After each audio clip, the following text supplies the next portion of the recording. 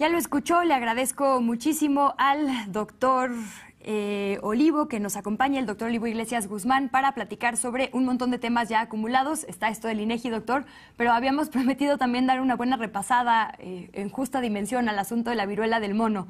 Si te parece, empezamos con esto último, porque de repente noticias como que ya hay un centro de vacunación en París y que se están pidiendo vacunas para el asunto, nos hacen pues dimensionarlo de forma distinta a lo que las estadísticas médicas sugieren. Entonces te quisiera preguntar, ¿cómo tomar este asunto después de que la OMS lo declara un tema de urgencia mundial, pero en realidad los números no nos indican que todas las personas estamos necesariamente expuestas de forma fácil, ¿no? O peligrosa? Pues justo como eso sugiero yo, ¿no?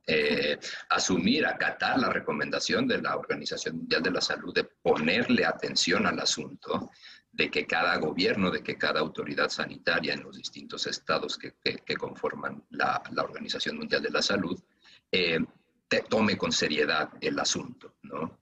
Quizá algunos estados miembros de la OMS hayan decidido decir, pues hasta que no nos digan que es algo serio, hasta que no nos digan que es algo que llama la atención y que urge atender, pues no lo vamos a hacer, ¿no?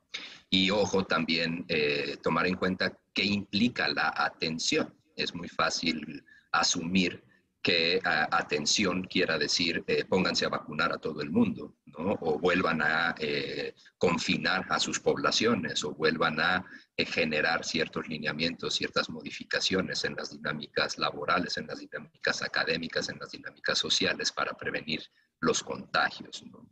Entonces, antes que nada, sugiero, es un poco difícil decirlo viendo estas imágenes, ¿no? Pero un llamado a la calma, realmente, ¿no?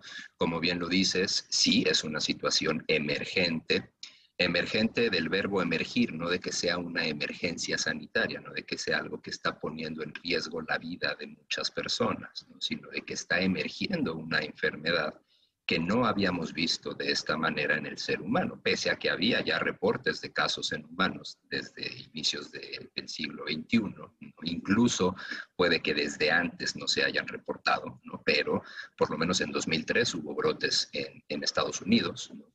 Muy asociados a contextos específicos, ¿no? A contextos epidemiológicos específicos.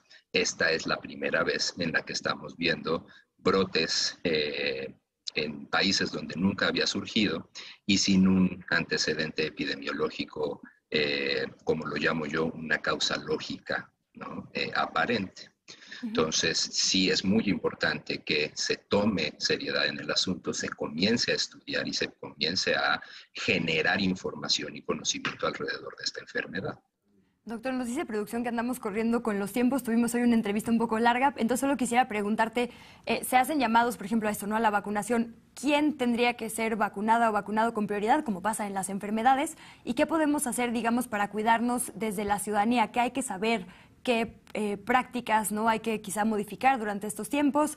Digo, son como nos decías, ¿no? Enfermedades que ya conocíamos. En realidad supongo que si monitoreáramos otras enfermedades habría más peligro de otros contagios, pero bueno, también saber sobre esta nueva, ¿no? Claro.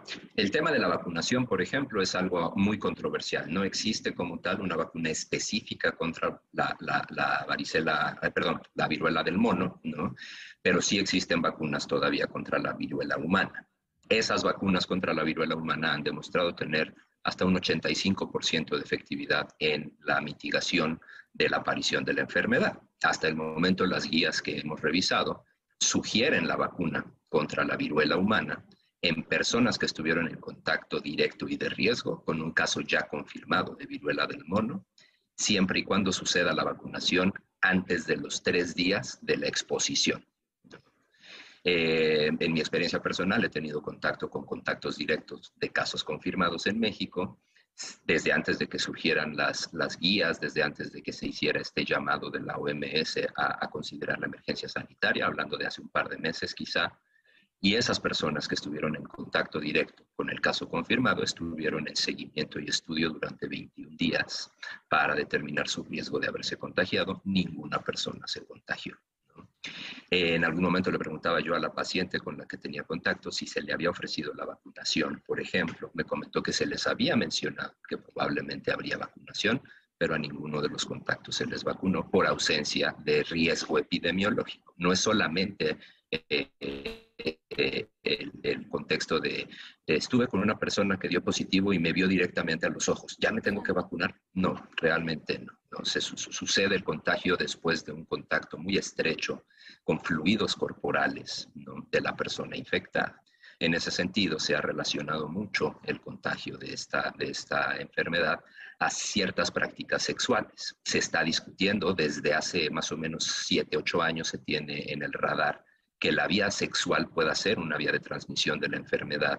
No se ha terminado de confirmar, pero por supuesto que tampoco se puede descartar.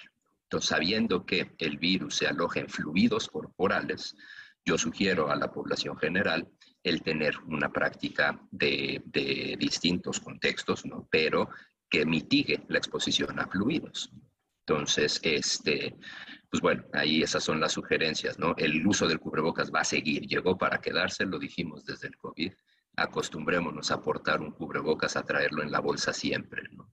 Pues doctor Olivo Iglesias, agradecemos mucho toda esta asesoría, sumamos el llamado a la calma y sobre todo a esto, ¿no?, a la información que nos ayude a tomar mejores decisiones. Un abrazo y si nos permites estamos en contacto.